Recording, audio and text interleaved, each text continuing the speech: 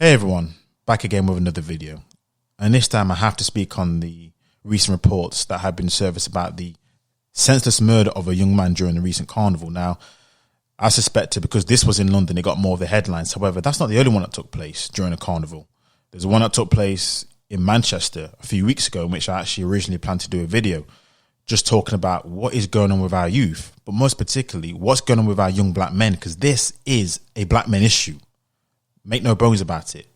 Now, in my last video, I talked about how social media, that seemed to have a negative effect mostly on our women and how it displays in different ways when it comes to attention seeking. We saw the lewd behavior that went on and goes on. But I have to ask the question for the brothers, because I see a lot of the comments, I see all these kind of things, and fair enough, you have your opinions. But which issue is worse? What affects us more? Acting a fool and lowering the tone, or the actual senseless killing of our own brothers? Which one is worse, people? Now, the motive and reasons for the murders aren't clear and haven't been released as of yet. But I guarantee when it is released, at least from my understanding, let me just say that, but at least when it does get released, when we do find out some more information, I pretty much can be sure, pretty much 99% sure, and I'm sure you all will agree with me here, that it's likely to be over something stupid, fickle, silly, ain't worth it, probably some sort of emotional rage or something like that, which these guys couldn't control themselves. So for all my brothers out there, I need to ask, is it really worth the shedding of life?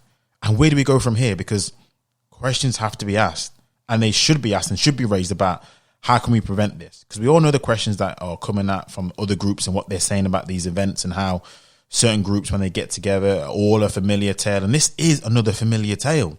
And I have to be fair and balanced there, because when our women say that we don't foster safe environments, we don't protect, we don't build, sometimes I have to hold my hand up and say, you know what, with situations like this, I can't argue with the fact. No wonder why our best and brightest on each side have the exact same opinions of just, you know what, forget it, I'm just going to move to greener pastures in whichever way, shape or form. We've seen the stats on various things. We know this takes place over the last few years, and I can't even blame either side for doing this. I just can't. Why would good black men, why would good black women want to put up with stuff like this, knowing that this is the likelihood that could take place? I can't even, how do I spin that? I can't blame them. Now, again, this isn't to say, I have to preface, that other groups don't have issues. Of course they do. I did a video on this. But I can't not hold a mirror up to what we're doing first, because that would be hypocritical. That's cognitive dissonance.